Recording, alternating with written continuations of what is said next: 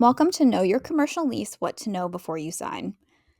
Signing a commercial lease could be one of your business's biggest financial decisions, but do you know what you're really agreeing to? In this video, we're diving into something that almost every business owner encounters sooner or later, the commercial lease. Whether you're opening a coffee shop, starting a hair salon, or launching a yoga studio, if you're renting space, you're signing a lease. But commercial leases are not like apartment leases. And if you don't understand what you're signing, it could cost you a lot more than your monthly rent. Let's walk through what makes the commercial lease different, the key terms you need to know, the red flags to look for, and some practical negotiation tips to protect yourself and your business. At its core, a commercial lease is a legally binding agreement between a landlord and a business tenant for the rental of commercial property, something like an office, retail space, or a warehouse. But unlike residential leases, commercial leases typically involve longer terms, 3, 5, or even 10 years. They often require the tenant to cover additional expenses like maintenance and property taxes. And this is key, they generally offer fewer legal protections to the tenant. Why? Because courts assume that businesses are more sophisticated than individuals, so you're expected to do your homework and to read the fine print. A fun fact is that unlike residential tenants, commercial tenants often have no habitability protections under state landlord tenant laws. That's why what's in the lease matters so much. Let's break down a few common and crucial terms that you'll see in most commercial leases. The first one is rent structure. Commercial leases often use terms like base rent and additional rent. Base rent is your regular monthly payment, but that's just the beginning. You might also be responsible for a share of the property taxes, the insurance, and the maintenance cost, which is often referred to as CAM charges or common area maintenance. Here's an example of a CAM charge. If your retail store is in a shopping plaza, you might pay extra for things like snow removal, parking lot repairs, or security. That's on top of your base rent. A pro tip is to always ask for a CAM breakdown before you sign the lease. These charges can fluctuate and they can surprise you. The second term to look at is the lease duration and renewal clauses. Most commercial leases are multi-year commitments, 3, 5, sometimes even 10 years. That is a big deal for a small business. Pay close attention to the initial lease term, whether it automatically renews, and how much notice you have to give if you want to end the lease. Watch out for some leases that auto-renew. Some leases auto-renew unless you give notice months in advance. This can trap you into another term without you meaning to. The third term to look out for are the build-out and use clauses. Some landlords will let you customize the space to meet your needs. This is a process called a build-out or a tenant improvement. But the lease needs to clarify who pays for it, who owns the improvements, and what happens when the lease ends. Don't forget about the use clause either. This clause defines what kind of business you're allowed to operate in the space. For example, if your lease says professional office use only, that might not cover a yoga studio or a dog groomer, even if the landlord verbally tells you that it's okay. If it's not in writing, you might not be legally allowed to operate.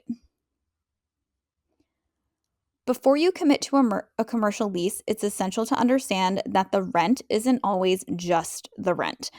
The legal obligations that are buried in the lease can affect your bottom line and even your personal finances. Let's walk through a few key risks and some red flags to look out for. The first red flag is hidden costs. The number on the lease might say $2,500 a month, but what else are you really going to be paying for? In addition to the CAM charges, many leases are going to require tenants to pay for the utilities and the repairs. The utilities are things like who covers the cost of electricity, heat, internet, water. The repairs are things like if you're responsible for maintaining the HVAC system, the plumbing, or the roof. Some of the leases are going to say yes, even if you don't own the building. A pro tip is to ask the landlord to explain whether the lease is a gross lease or a net lease. A gross lease is where the landlord covers most or all expenses, and a net lease is where you, the tenant, take on some or all of the taxes, insurance, and maintenance. These structures significantly affect your actual monthly costs, and many tenants don't realize they've signed on for major maintenance responsibilities. The second thing to look out for are operational restrictions. So, commercial leases often include rules about how you can use and manage the space. Some common limitations include no signage without landlord approval, no outdoor displays or sandwich boards, no renovations or layout changes without permission. Don't assume that you can sublease the space either or that you can bring in a co tenant if your business slows down. Some leases will strictly prohibit this, and other ones might require a landlord approval at their sole discretion. These restrictions can definitely impact your marketing, branding, and business flexibility, which are all critical to your growth. Third thing to look for is personal liability, and this one is huge but often overlooked.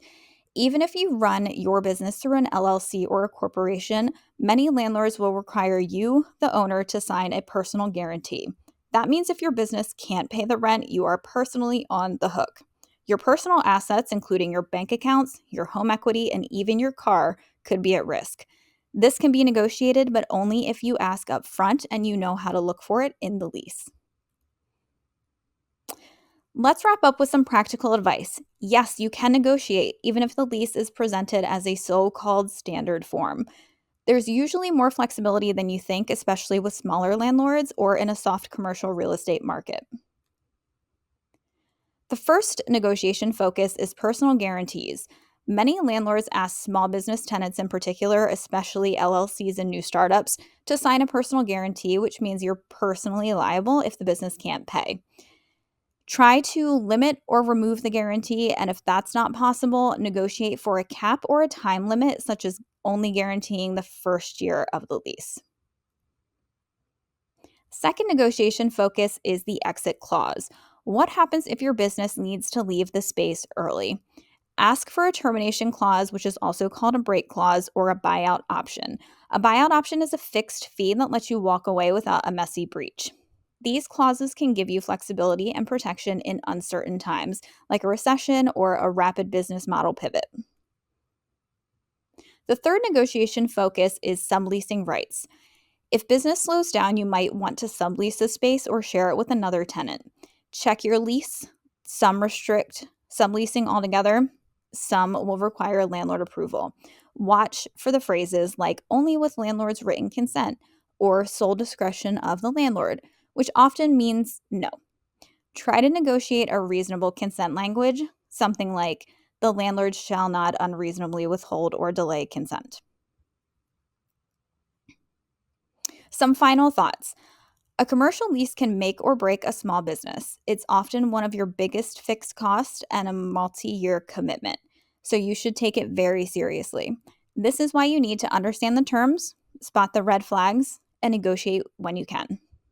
And finally, don't be afraid to get legal help. Having a lawyer review your lease may cost a few $100s, but it could save you thousands in legal disputes or unexpected costs.